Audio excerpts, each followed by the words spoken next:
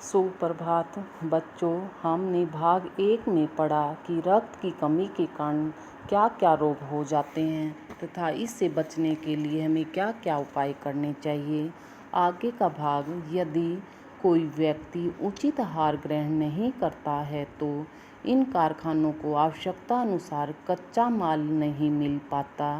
नतीजा यह होता है कि रक्त कण बन नहीं पाते, रक्त में इनकी कमी हो जाती है। लाल कणों की इसी कमी को एनीमिया कहते हैं। क्या संतुलित आहार लेने मात्र से हम एनीमिया से बचे रह सकते हैं? अनिल ने सवाल किया। दीदी बोली, हाँ, यह कहना काफ़ी हद तक सही होगा।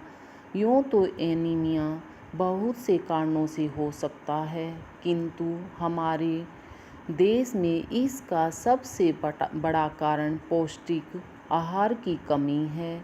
इसके अलावा इस रोग का एक और बड़ा कारण है पेट में कीड़ों का हो जाना। ये कीड़े प्राय दूषित जल और खाद्य पदार्थों द्वारा हमारे शरीर में प्रवेश करते हैं। अतः इनसे बचने के लिए यह आवश्यक है कि हम पूरी सफाई से बनाए गए खाद्य पदार्थ ही ग्रहण करें। भोजन करने से पूर्व अच्छी तरह से हाथ धो लें और साफ पानी ही पिएं। और हाँ अनिल, एक किस्म के कीड़े भी हैं जिनके अंडे जमीन की ऊपरी सतह पर पाए जाते हैं। इन अंडों से उत्पन्न हुए लार्वे त्वचा के रास्ते शरीर में प्रवेश कर आंतों में अपना घर बना लेते हैं। इनसे बचने का सहज उपाय है कि शौच के लिए हम शौचालय का ही प्रयोग करें और इधर उधर नंगे पैर ना घूमें। मतलब हम साफ सुथरे रहें और नंगे पाँव नहीं घूमना चाहिए हमें। दीदी, यूँ तो बहुत सी महत्वपूर्ण बात बताई आपने। अनिल ने बोला। वह पल भर सोच में डूबा रहा, फिर बोला, आपने बताया कि रक्त सफ़ेद कण और बिंबाणु यानी प्लेटलेट्स कण ही होते हैं। शरीर में उनका क्या काम है? दीदी बोली, सफ़ेद कण वास्तव में हमारे शरीर के वीर सिपाही है। वीर सिपाही मतलब जो हमारे शरीर की रक्षा करते हैं। जब रोगाणु शरीर पर धावा बोलने की कोशिश करते हैं तो सफ़ेद कण उनसे डट कर मुकाबला करते। जैसे कोई भी शत्रु किसी दूसरे पर धावा बोलता है तो उसी तरह ये भी हमारे शरीर की रक्षा करते हैं और जहाँ तक संभव हो पाता है रोगाणुओं को भीतर घर नहीं करने देते। बस संक्षेप में तो यह मान लो कि ये बहुत से रोगों से हमारी रक्षा करते हैं। और बिंबाणुओं का काम है चोट लगने पर रक्त जमाव क्रिया में मदद करना।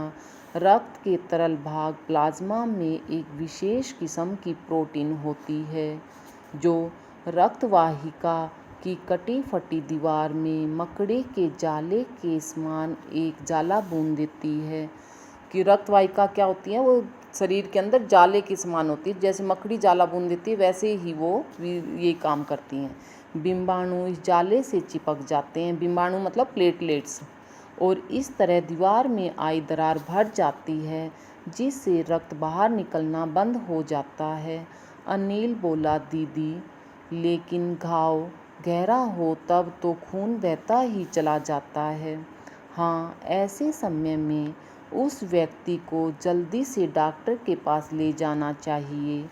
ज़रूरत समझने पर ऐसी स्थिति से निपटने के लिए कुछ टाँके भी लगाने पड़ सकते हैं, किंतु डॉक्टर के पास पहुंचने तक के समय में चोट के स्थान पर कसकर एक साफ कपड़ा बांध देना चाहिए।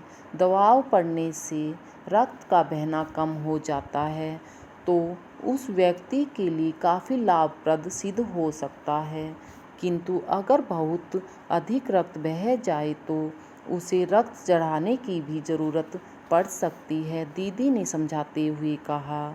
अनिल ने कहा, क्या ऐसे समय में किसी भी व्यक्ति का खून काम आ सकता है? दीदी बोली, अनिल, हर किसी का रक्त एक सा नहीं होता। कुछ विशेष गुणों के आधार पर रक्त को 4 मुख्य भागों में बांटा गया है। ज़रूरतमंद व्यक्ति के रक्त समूह की जांच करने के बाद उसे उसी रक्त समूह का रक्त चढ़ाया जाता है, क्योंकि जैसा उसका A+ या AB जो होता है ना रक्त, तो वैसे ही उसको